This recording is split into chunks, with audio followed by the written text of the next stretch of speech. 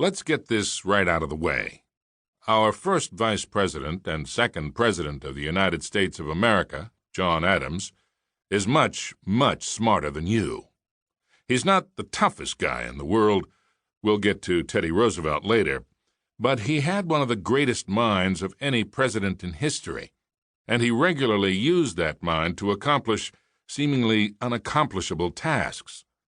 Like a great boxer who gets so tired of beating other boxers that he starts training and fighting armed grizzly bears, Adams dedicated his mind to fighting and winning the hardest and most uphill battles he could find.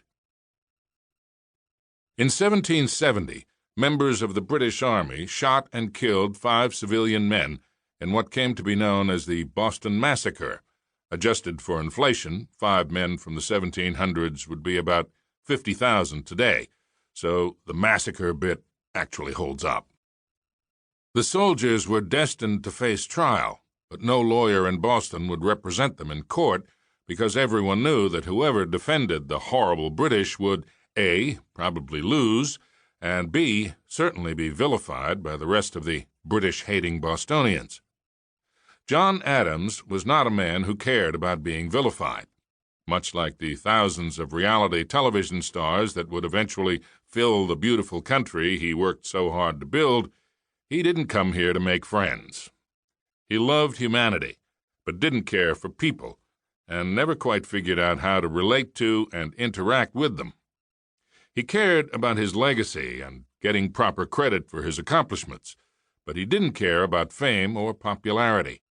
Having principles and sticking to them was all that interested Adams. He had his ideals and his beliefs and his convictions and wasn't shy about sharing them. Being righteous wasn't just more important than being friendly or considerate. To Adams, it was everything. That's why he took the hell out of the Boston Massacre case. There was no better way to represent his being righteous is more important than having friends philosophy than by defending the British soldiers in the Boston Massacre trial. Remember, Boston in the 1700s was basically the heart of anti-British sentiment. People in Pennsylvania and New York, for example, weren't too angry with their across-the-pond oppressors, but discontent with Great Britain had reached a fever pitch in Boston, which is why the massacre happened in the first place. It would be convenient for us to believe that the British were needlessly cruel and evil, heartlessly firing shots at the poor, innocent Bostonians. But the less flattering truth is that the innocent civilians provoked the attack. They confronted the British in the form of a rowdy, unruly mob armed with clubs and hurled garbage and insults in equal measure. Most suggested that the British start firing upon them.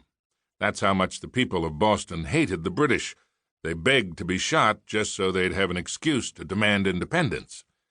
Many townsfolk later went to the post-massacre trial to intimidate the witnesses into testifying against the British. Now the soldiers were facing trial with a jury full of Bostonians, and, if that wasn't enough, the witnesses were being tampered with. To keep listening to this audiobook, I've left you a link in the description so you can do it, at no cost thanks to Audible's 30-day free trial.